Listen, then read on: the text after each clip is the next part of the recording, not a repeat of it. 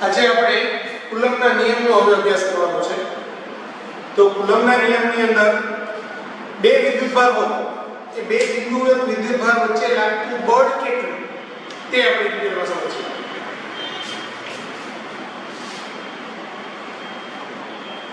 બે બિંદુઓ વિદ્યુતભાર Q1 અને Q2 વચ્ચે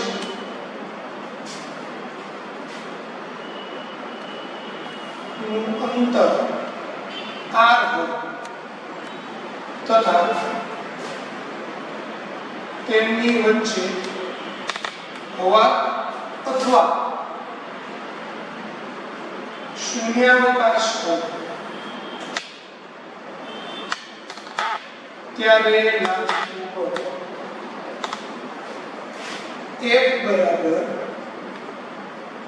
K Q1 Q2 by R square એના બરાબર 1/4 pi epsilon 0 Q1 Q2 by R square. અહીંયા આપણે બે વિદ્યુતભાર લીધેલા છે. વિદ્યુતભાર છે Q1, બીજો વિદ્યુતભાર છે Q2. બેની વચ્ચેનું અંતર છે R અને આ બે વિદ્યુતભારો વચ્ચેનું માધ્યમ જે છે એ માધ્યમ હવા અથવા તો શૂન્યાવકાશ છે.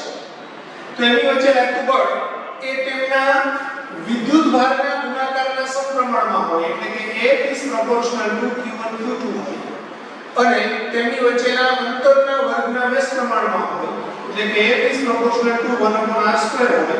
તો આપણે એમ લખી શકાય કે F ચલે છે Q1 Q2 by r square. હવે આ સપ્રમાણતા અચળાંક છે. એ અચળાંકને આપણે જો k કહીએ તો F બરાબર k Q1 Q2 r square થાય. આ જે k છે સપ્રમાણતા અચળાંક એ માધ્યમ ઉપર આધાર રાખે છે. એટલે જુદા જુદા માધ્યમ માટે k નું મૂલ્ય જુદું જુદું હોય. બરાબર? તો એ માધ્યમના વિદ્યુતીય ગુણધર્મ પર આધાર રાખે. એટલે આ k ને ઘણી વખત 1/4 pi epsilon 0 વડે દર્શાવવામાં આવે છે, જ્યાં એપ્સિલોન 0 છે એ શૂન્યાવકાશની પરમિટિવિટી છે અને આ જે k છે એ k એનો સપ્રમાણતા અચળાંક છે. એટલે શૂન્યાવકાશ માટે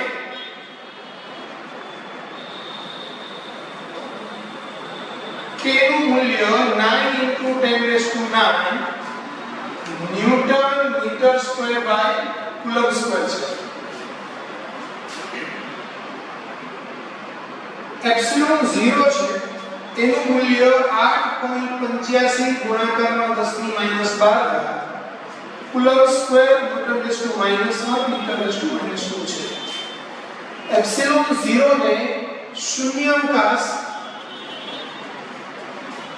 ની પરમિટિવિટી કહે છે.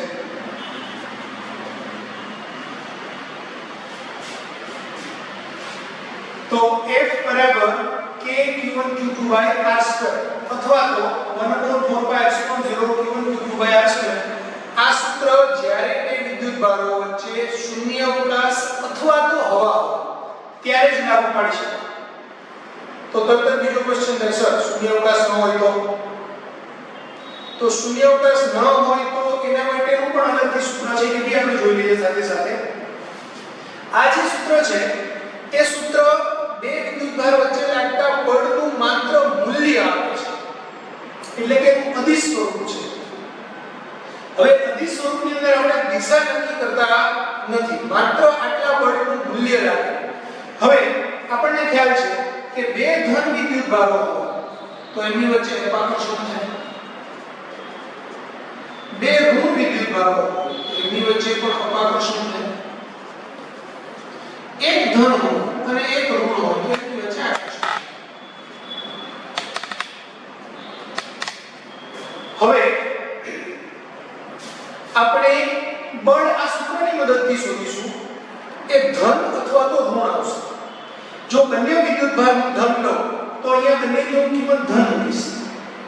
k ઓલવેઝ ધન જ હોય, r નો વર્ગ ઓલવેઝ ધન જ હોય, એટલે આપણો જવાબ આવશે કે ધન આવશે. તો અદિશ સ્વરૂપનો ઉપયોગ કરીએ અને બળનું મૂલ્ય જ્યારે ધન આવે તો એનો મતલબ એવો થાય કે અપાકર્ષણ છે આ બળ અપાકર્ષી બળ છે. પછી એ અપાકર્ષી બળની દિશા એ આપણે લોજિકની મદદથી શોધીશું કે ભાઈ એક વિદ્યુતભાર અહીંયા છે, એક વિદ્યુતભાર અહીંયા છે, બે વચ્ચે અપાકર્ષી બળ લાગે તો આના પર આમ બળ લાગશે અને આના પર આમ બળ લાગશે. પછી આ બંને ધન હોય તો પણ અપાકર્ષી લાગશે, બંને ઋણ હોય તો માઈનસ ગુણાકારમાં માઈનસ એટલે પ્લસ થાય તો એ બળ પણ ધન હશે.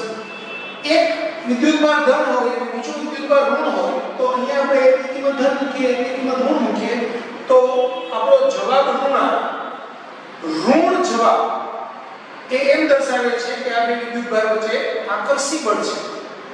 એટલે જ્યારે માત્ર અદિશ સૂત્રનો આપણે ઉપયોગ કરીએ ત્યારે વિદ્યુતભાર એની સંજ્ઞા સાથે મૂકવાના હોય. જો જવાબ ધન આવે તો અપાકર્ષી બળ, જો જવાબ ઋણ આવે તો આકર્ષી બળ. પણ એની દિશા એ લોજિકની મદદથી નક્કી કરવાની હોય છે. તો હવે આપણે જોઈએ બે બિંદુઓ વિદ્યુતભાર વચ્ચે શૂન્યાવકાશ સિવાયનું કોઈ માધ્યમ હોય તો કેવી રીતે બળ લાગે.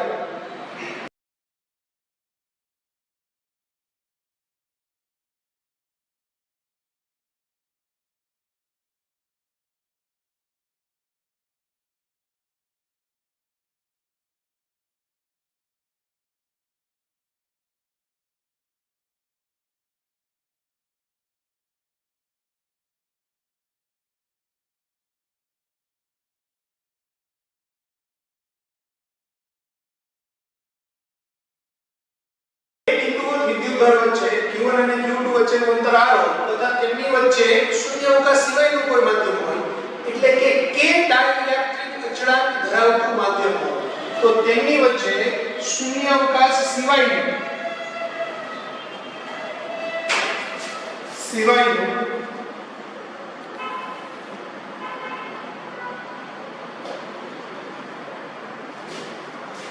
k ડાઇલેક્ટ્રિક અચળાંક આ k કેપિટલ આવશે k ડાઇલેક્ટ્રિક અચળાંક ધરાવતું માધ્યમ હોય ત્યારે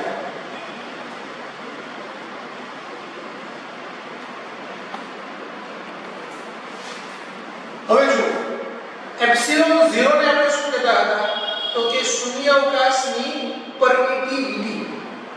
દરેક માધ્યમને પોતાની પરમિટિવિટી શૂન્યાવકાશની પરમિટિવિટીને એપ્સિલોન 0 કહેવાય તો આપેલા માધ્યમની પરમિટિવિટીને એપ્સિલોન કહેવાય. એટલે આપેલા માધ્યમની પરમિટિવિટી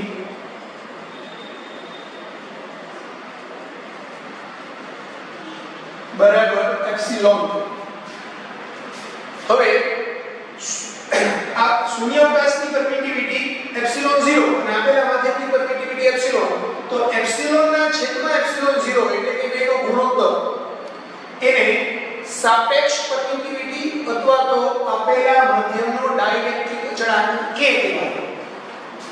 તો એપ્સિલોન બાય એપ્સિલોન 0 એટલે કે k એને ઘણી વખત એપ્સિલોન r વડે પણ દર્શાવાય. એપ્સિલોન r દર્શાવીએ તો એને સાપેક્ષ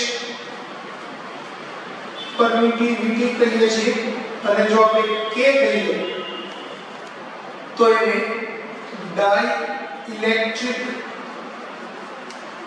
અચળાંક કહીએ છીએ. તો આપેલા માધ્યમનો ડાઇલેક્ટ્રિક અચળાંક k છે એનો મતલબ એવો થાય કે k બરાબર એપ્સિલોન બાય એપ્સિલોન 0 છે.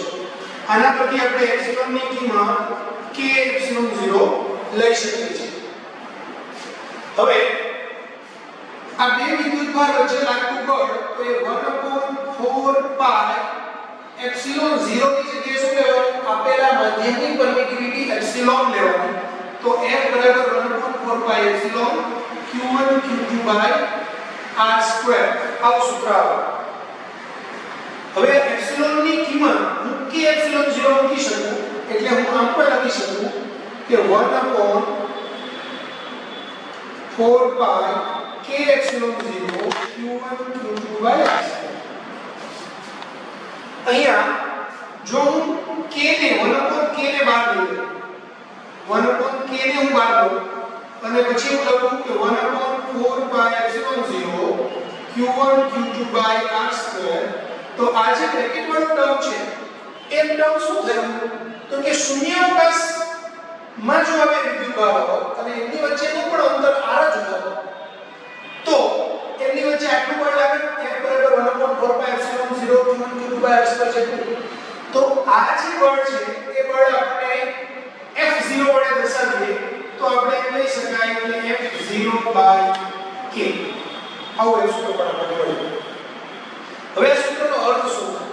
આનો અર્થ એવો થાય કે જો હું બે વિદ્યુત ભારને q1 અને q2 એમને r અંતરે શૂન્યાવકાશમાં રાખું તો ત્યારે એની વચ્ચે લાગતું બળ F0 છે. આકર્ષી અથવા તો અપાકર્ષી જે બે પ્રકારનો બળ. હવે જો F0 ની જગ્યાએ એટલે કે આ જે માધ્યમ છે માધ્યમ કે ડાયરેક્ટિક અચળાંક વાળું રાખું તો એમની વચ્ચે લાગતું બળ હવે F થઈ જાય છે કે જ્યાં F બરાબર F0/k છે. એનો અર્થ એવો થયો કે શૂન્યાવકાશની જગ્યાએ કોઈ માધ્યમ મૂકીએ તો એમની વચ્ચે લાગતું વિદ્યુતીય બળ k માં ભાગનું થઈ જાય છે. આ બળ k માં ભાગનું થઈ જાય છે એટલે કે બળ ઘટે છે. તો શૂન્યાવકાશમાં સૌથી વધુ બળ લાગે છે શૂન્યાવકાશ સિવાયનું કોઈ પણ માધ્યમ હોય કારણ કે k નું મૂલ્ય ઓછામાં ઓછું 1 છે. બરાબર. સપોઝ આપણે એમ કહીએ કે હવા તો હવા માટે k નું મૂલ્ય 1.0003 છે. પાણી તો એના માટે k નું મૂલ્ય 80 છે. તો પાણીની અંદર મેં વિદ્યુતભાર રાખું તો હવામાં જેટલું બળ લાગે એના કરતા 80 માં ભાગનું બળ થઈ જાય F0/80. હવે એ બીજો ઇમ્પોર્ટન્ટ કન્સેપ્ટ સમજવાનો છે. અહીંયા આપણે વિચારીએ તો અહીંયા આપણે જોયું કે ભાઈ આ જે બળ છે કે જ્યારે શૂન્યાવકાશ સિવાયનું કોઈ માધ્યમ મૂકીએ ત્યારે આપણે બળ છે એ k માં ભાગનું થઈ જાય. એટલે પાણી માટે આપણે જોયું કે ભાઈ F0/k ની વેલ્યુ 80 હોય તો પાણીની અંદર લાગતું બળ છે એ 80 માં ભાગનું થઈ જાય. હવે આપણે બીજો કન્સેપ્ટ સમજીએ. આ F છે એ F બરાબર 1/k 1/4πε0 q1q2/r² છે. આનો એક બીજો ઇમ્પોર્ટન્ટ અર્થ હું તમને સમજાવું. આ k ને હું અંદર લઈ અને આમ લખું 1/4πε0 q1 q2 upon √k r whole square. આ જે √k r છે એનું r ડેશ લઈ લઉં તો 1/4πε0 q1 q2 upon r dash નો સ્ક્વેર જ્યાં r ડેશ બરાબર √k r. હવે r ડેશ શું દર્શાવે? તો r ડેશ છે એ સમતુલ્ય અંતર દર્શાવે છે. કોઈ k ડાયરેક્ટિક અચળાંક હોય એવું માધ્યમ એની વચ્ચેનું અંતર છે ત્યારનું અંતર જો r હોય તો એનું હવામાં સમતુલ્ય અંતર r ડેશ હોય. એટલે આ હવામાં સમતુલ્ય અંતર દર્શાવે છે. હવે એનો જરાક અર્થ હું સમજાવું. સમજો બે માધ્યમ બે વિદ્યુતભાર q1 અને q2 એમની વચ્ચેનું અંતર r છે ત્યારે એમની વચ્ચે લાગતું બળ F બરાબર 1/4πε0 q1 q2/r² છે. હવે આટલું જ બળ જો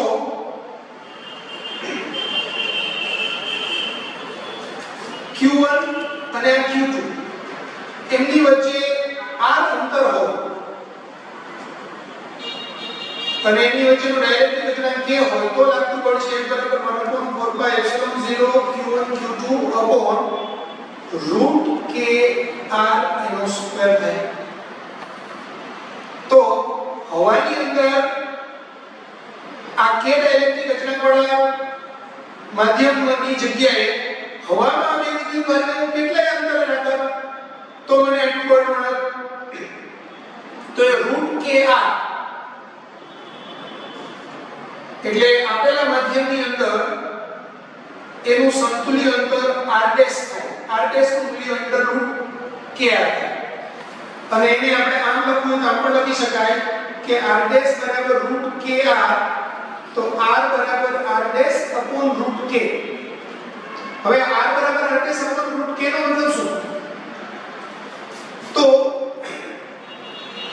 હવાની અંદર એકબીજા સાથે જો મેં r' અંતરે વિદ્યુતભાર રાખ્યા હોય એની જગ્યાએ આપેલા માધ્યમમાં હું r' √k અંતરે બે વિદ્યુતભારને રાખું તો એની વચ્ચે લાગતું બળ સરખું જ હોય, એટલે કે સેમ એમાઉન્ટનું આપણને બળ મળે એવો એનો ભૌતિક અર્થ થાય.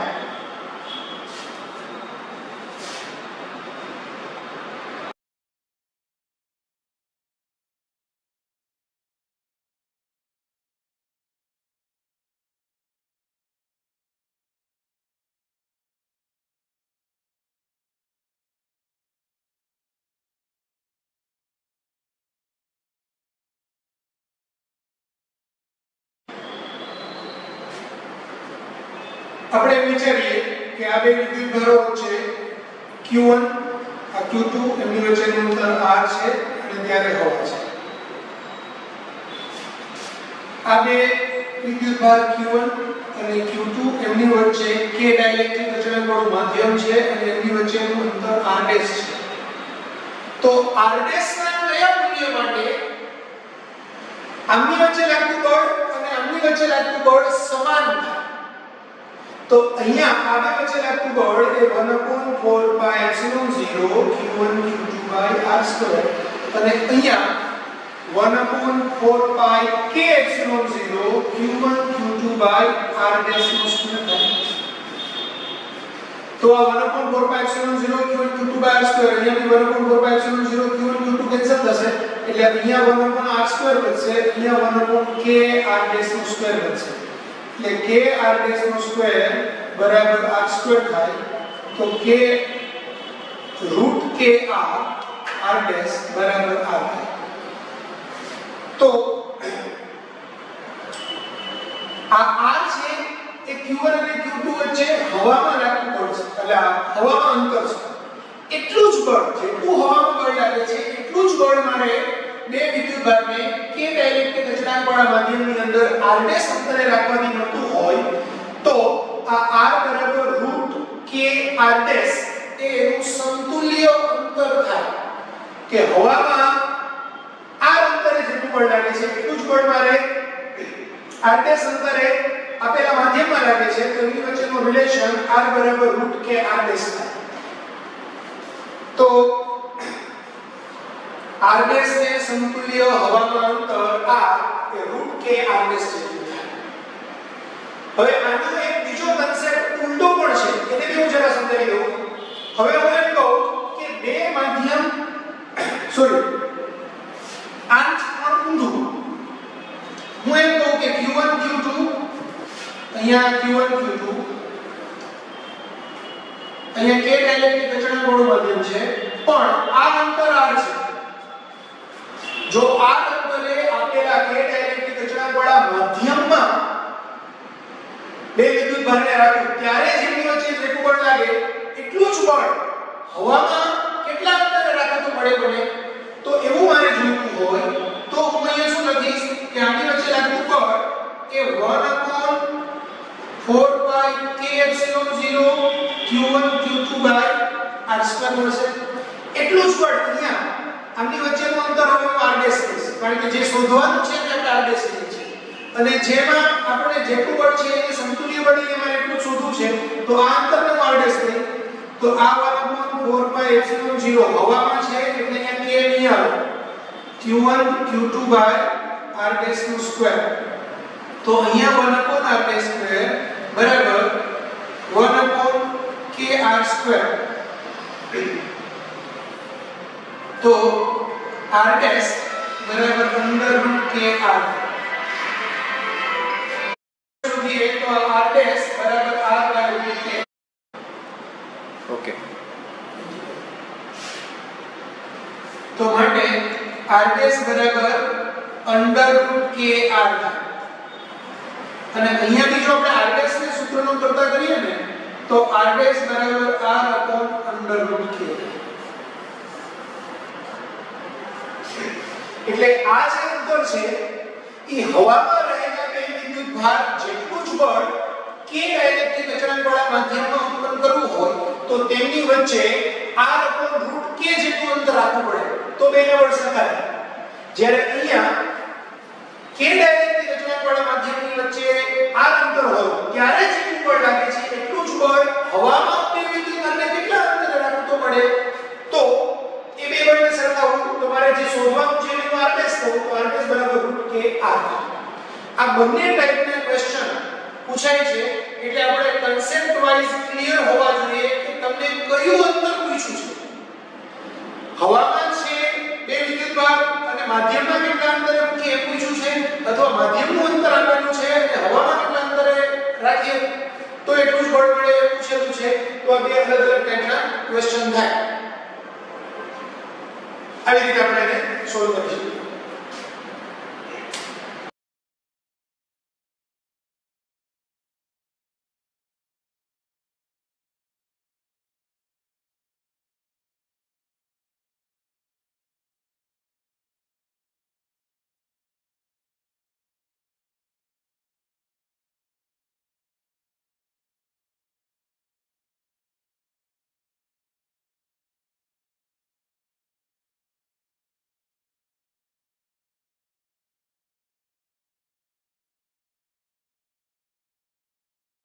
સ્ટાર્ટ. હવે આપણે એક વ્યાપક કિસ્સો ડિસ્કસ કરીએ. સપોઝ Q1 વિદ્યુતભાર અને Q2 વિદ્યુતભાર છે.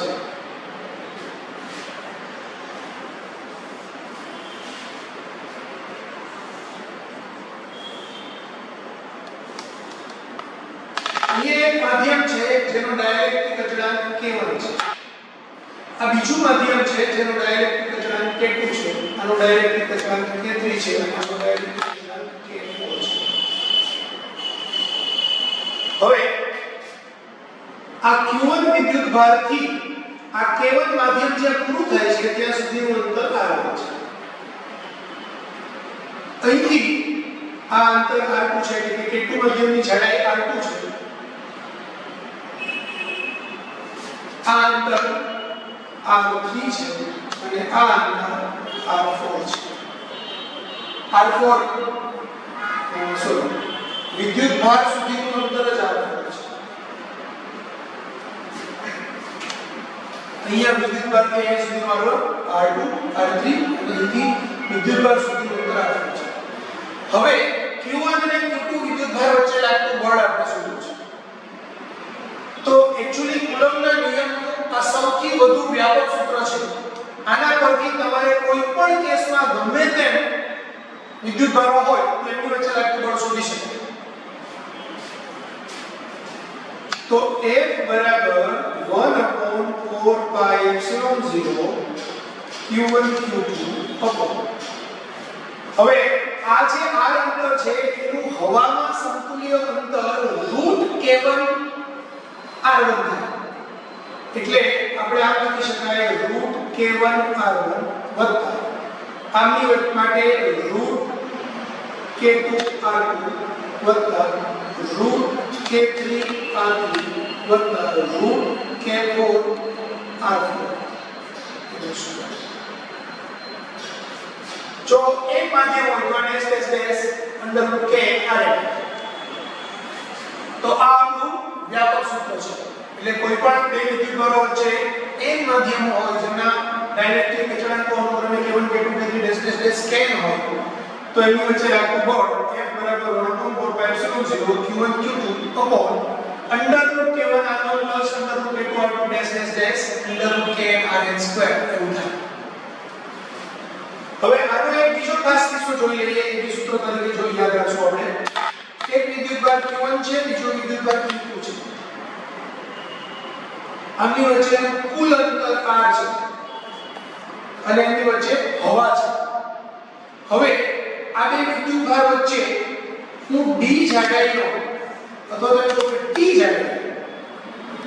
જાડાઈનો thickness t લઈએ તો t જાડાઈનો એક k ડાઇલેક્ટ્રિક અચળાંક ધરાવતો સ્લેટ મૂકું તો એમની વચ્ચે લાગતું બળ કેટલું?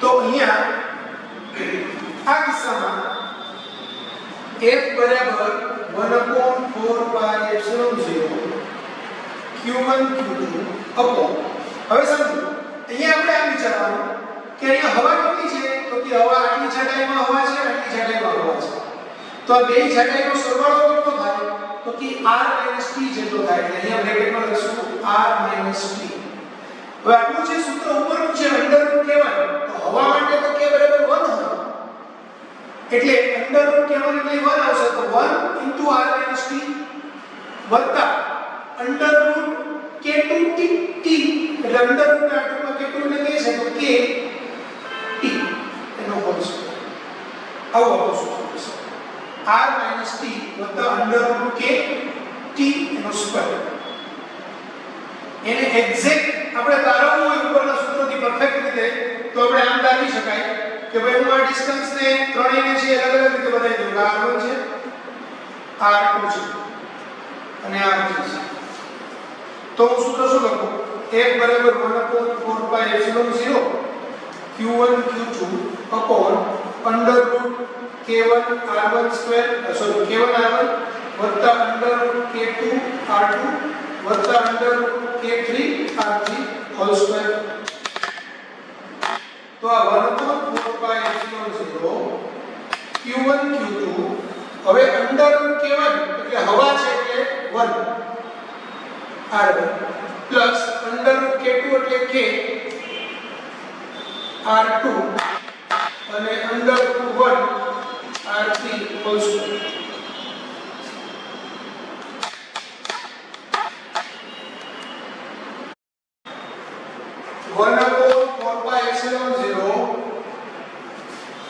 q1 q2 હવે સમજો આ રૂટ 1 એટલે 1 થાય આ રૂટ 1 એટલે 1 થાય એટલે r1 r3 થાય એટલે અહીંયા હું બ્રેકેટમાં લખું r1 r3 વત્તા અંડર રૂટ k અને આ r2 છે ડિસ્ટન્સ છે એ આની થિકનેસ જેટલું છે એટલે t એટલે r2 બરાબર t એનો સ્ક્વેર પરંતુ r1 r2 r3 બરાબર r1 r3 r2 એટલે t બરાબર તો r1 r3 બરાબર r - t તો આપણે એમ કહી શકાય કે 1 બરાબર 1/4πε0 q1 q2 upon r - t વત્તા under route k t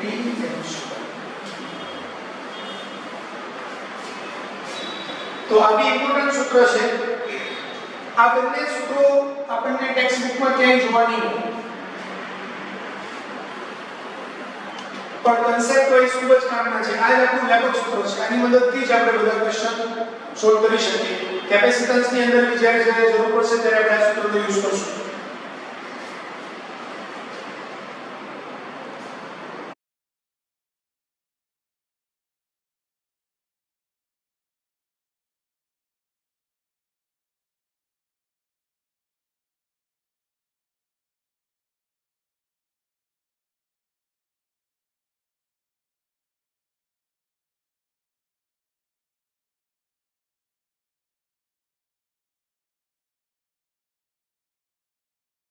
ready ચલો સ્ટાર્ટ હવે આપણે જે કુલોમ્બનો નિયમ છે એનું સદિશ સ્વરૂપ જોઈએ અત્યાર સુધી આપણે એનું અદિશ સ્વરૂપ જોયું તો આપણે કાર્ટેશિયન નિયમ પદ્ધતિની અંદર આ x આ y આ z બે વિદ્યુતભાર છે આ q1 વિદ્યુતભાર છે આનો સ્થાન સદિશ r1 સદિશ છે આનો સ્થાન સદિશ r2 સદિશ જો બંને વિદ્યુતભારો ધન હશે અથવા તો બંને ઋણ હશે તો એની વચ્ચે અપાકર્ષી બળ લાગશે આ બંને બળ લાગશે આ બંનેને જોડી દે હવે આ જે બળ લાગ્યું એ કોના પર લાગ્યું તો કે q1 વિદ્યુતભાર પર કોને લગાવ્યું તો કે q2 એ લગાવ્યું તો આ બળને હું કહીશ 8 1 2 યાદ રાખજો જે પહેલો અક્ષર હોય એના પર બળ લાગે એટલે અહીંયા કોના પર બળ લાગે છે q1 પર જે બીજો અક્ષર હોય એ બળ લગાવે. કોણ લગાવે છે? Q2. તો આપણે કહી શકાય કે F12 એ વિદ્યુતભાર Q1 પર વિદ્યુતભાર Q2 વડે લાગતું બળ છે. અથવા તો બીજી રીતે કેવું ઊંધું તો વિદ્યુતભાર Q2 વડે Q1 પર લાગતું બળ. તો આપણે F12 એટલે શું લઈશું? વિદ્યુતભાર Q1 પર વિદ્યુતભાર Q2 વડે લાગતું બળ. તે જ રીતે F21 એટલે શું થશે? તો વિદ્યુતભાર અહીંયા પહેલો અક્ષર કોણ છે? 2. તો Q2 પર બીજો અક્ષર છે 1 એટલે કે વિદ્યુતભાર Q1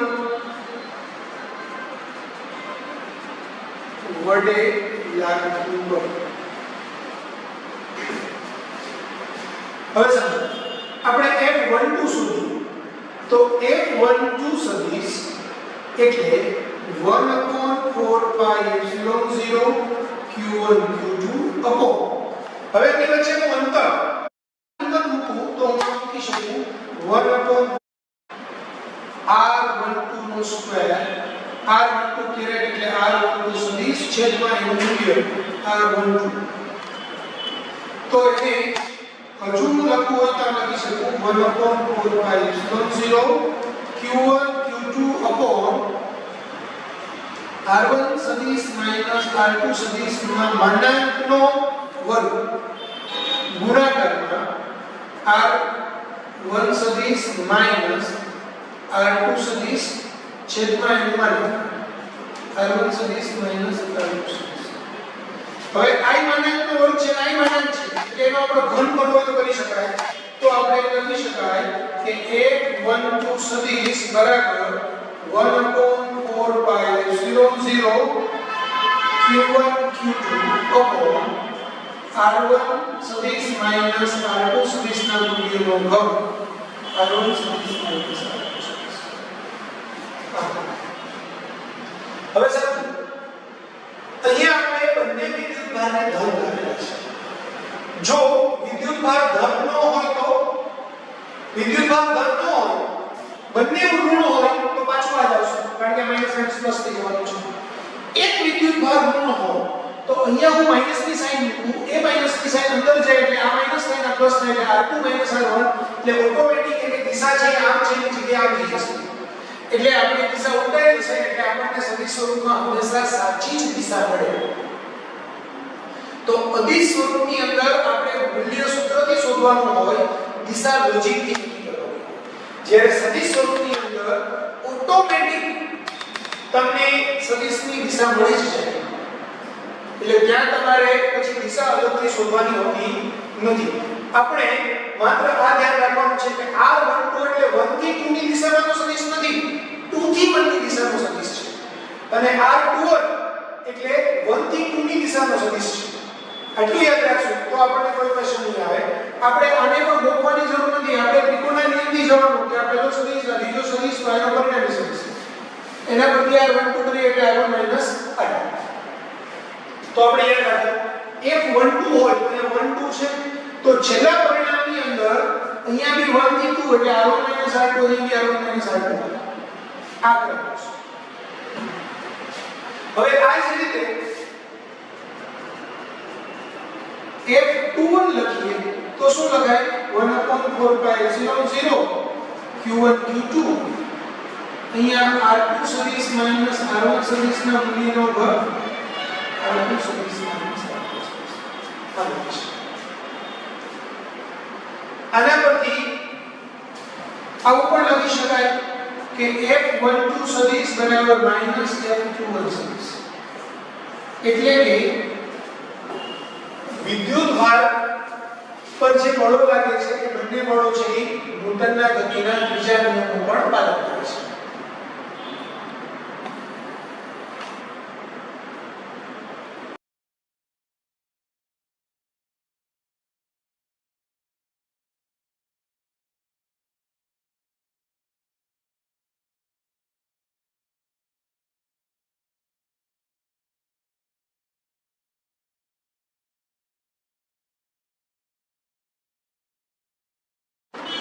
સ્ટાર્ટ. હવે આપણે સંપાતપણાનો સિદ્ધાંત જોઈએ.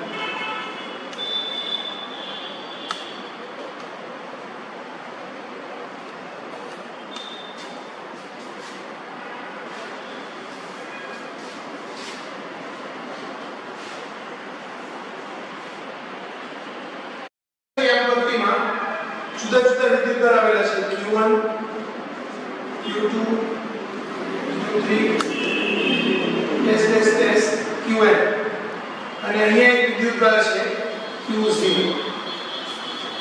Q1 નો સ્થાન સદિશ છે આનો સદિશ.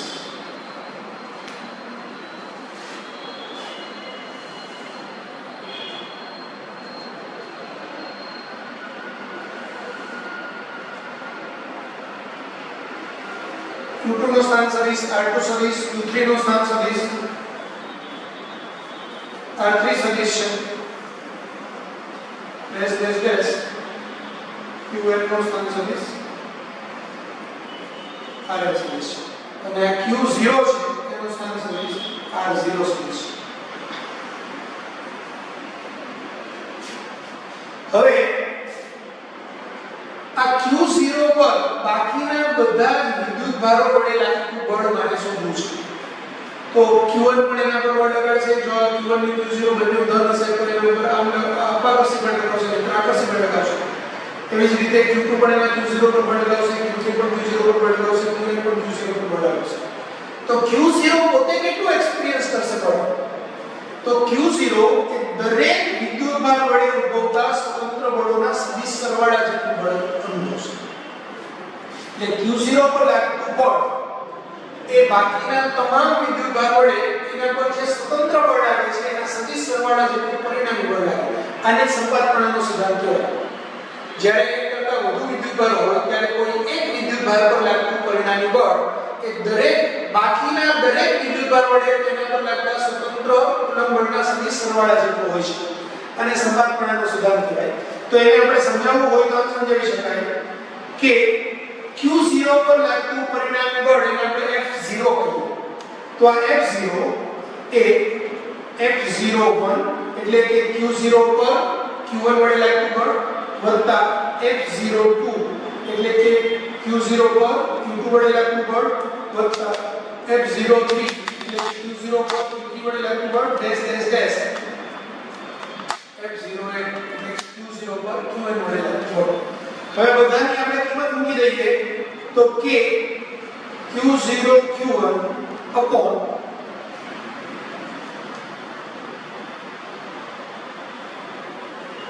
R1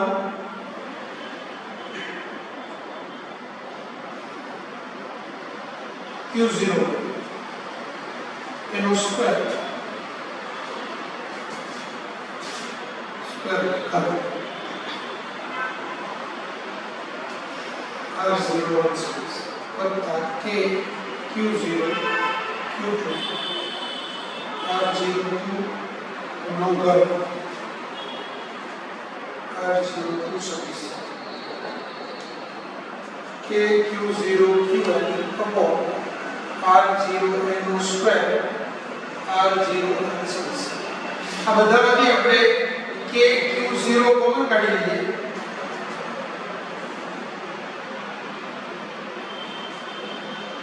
તો Q1 R01 સદિશ upon R01 નો વર્ગ વત્તા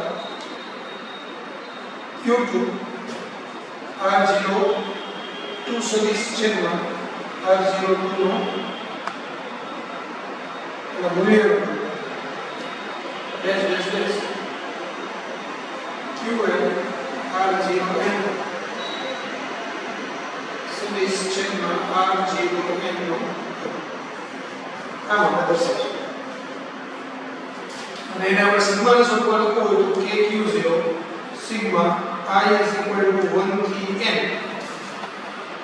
Qi R0i સદિશ છેદમાં R0i નો કર્ણ.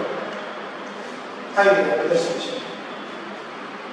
હવે આના આપણે પ્રેક્ટિકલ એપ્લિકેશન્સ થોડી તમને સમજાવી દઉં. સદિશ કરતા આપણે દાખલામાં કેવી રીતે એની જરૂર પડશે.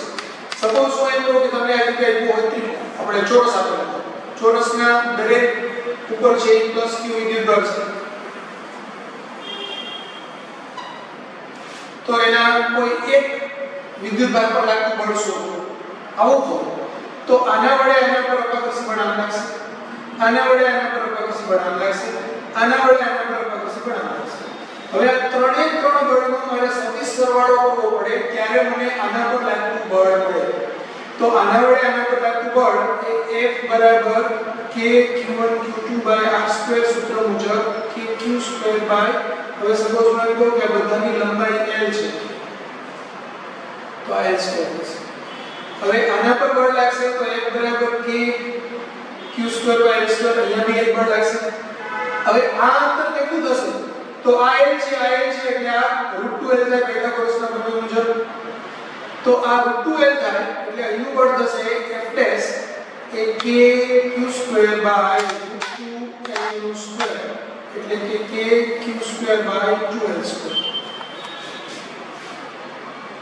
હવે આપણને એમ થાય કે સર આ ત્રણેયનો સરવાળો કરી નાખીએ એટલે બળ મળી જાય.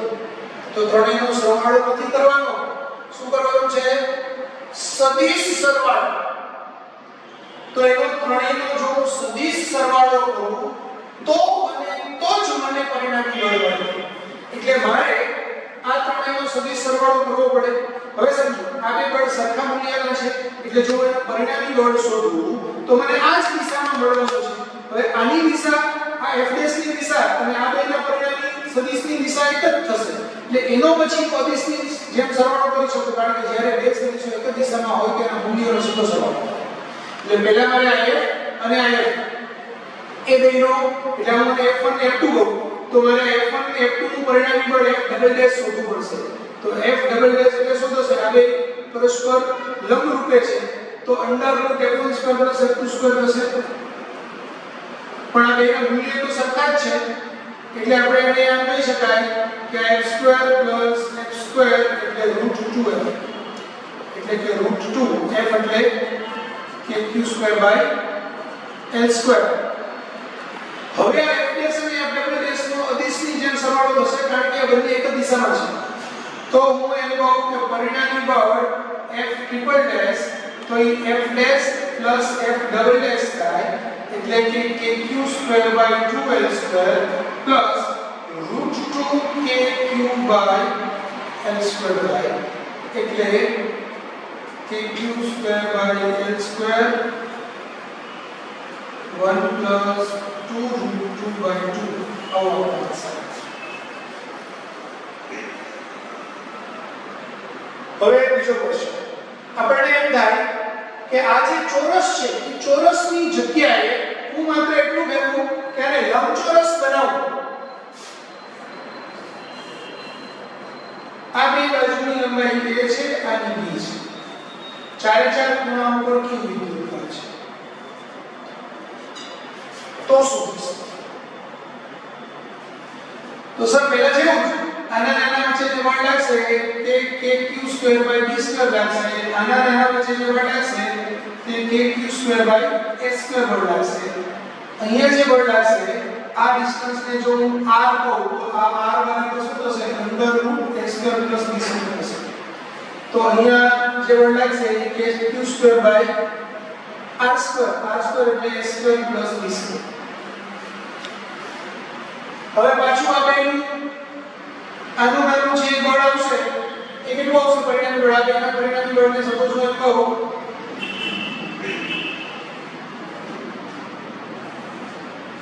તો આ બળ છે f' કહીએ આપણે, તો પહેલાની જેમ આને f' કહીએ તો આને f ડબલ ડેશ કહીએ. તો f ડબલ ડેશ એટલે √kq2/a² + kq2/b² થશે. હવે આ f' અને f ડબલ ડેશ નું શું કરવાનું? તો સર આગળના પ્રશ્નની જેમ જ f ટ્રિપલ ડેશ અને f' + f ડબલ ડેશ થાય? ના, ન થાય. કેમ ન થાય? કારણ કે આ પ્રશ્નની અંદર આપણો f' અને f ડબલ ડેશ બંને એક જ દિશામાં હતા એટલે આપણે એનો અદિશની જેમ સરવાળો કરી શકીએ. અહીંયા આ લંબાઈ b છે એનું મૂલ્ય જુદું હશે, આની લંબાઈ a છે એનું મૂલ્ય જુદું હશે. આ બંનેના મૂલ્ય જુદા હોય તો એનો પરિણામી સદિશ જે આપણે ચતુષ્કોણની રીતે શોધીએ તો એની દિશા અને આ fds ની દિશા જુદી આવે. એટલે એ જુદી આવે ત્યારે આપણે ડાયરેક્ટ f ટ્રિપલ ડેશ એટલે fds f ડબલ ડેશ એવું સૂત્ર ન વાપરી શકીએ. તો આપણે ત્યાં કેવું વાપરવું પડે? તો આપણને ખબર છે બે સદિશો હોય તો એની પરિણામી બળનું સૂત્ર છે f √f1² + f2² + 2f1 f2 cos θ. આ સૂત્ર વાપરવું પડે જે થીટા છે એની છે. એટલે ચોરસ હોય તો જ આ રીત વાપરી શકીએ, લંબચોરસ હોય તો આ રીત આપણે વાપરી શકીએ નહીં. તો તમારે પાછો અવરોધ શોધવો પડે એટલે દાખલો ખૂબ લાંબો થાય. તો પેલો પોઈન્ટ તો છે તમને થોડો કન્સેપ્ટ વધુ ક્લિયર થાય એના માટેનો જ હતો. જનરલી બે વચ્ચેના ખૂણા છે એ તમારા 90 અંશના હોય તો તમે ડાયરેક્ટ આ સૂત્ર વાપરી શકો. પણ અમુક જગ્યાએ બે વચ્ચેનો ખૂણો છે તે 60 અંશનો થતો હોય કે બીજો કોઈ ખૂણો થતો હોય તો ત્યાં તમારે f √f1 f1² + f2² + 2f1 f2 cos θ સૂત્ર વાપરવું પડે જે આપણે ગેરમાન્યનો ઘણા બધા ચેપ્ટર્સની અંદર સૂત્ર વાપરીએ છીએ.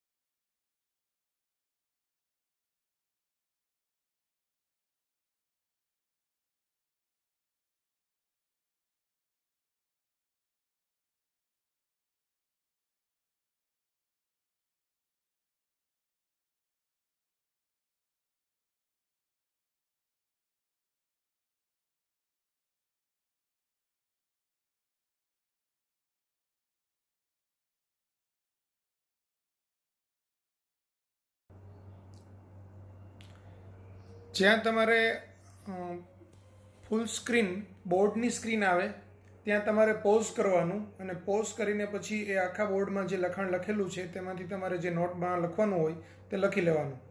એટલે દરેક વખતે છે એ લેક્ચર પછી જેટલું બોર્ડ ઉપર લખેલું હશે ત્યાં એક આપણે ફોટો મૂકીશું ફ્રેમ પોઝ થયેલો, તો ત્યાં તમારે પોઝ કરી અને એમાંથી પછી તમારે લખાણ લખી લેવાનું છે. એટલે અલગથી આપણે એને પોસ્ટ કરશું નહીં.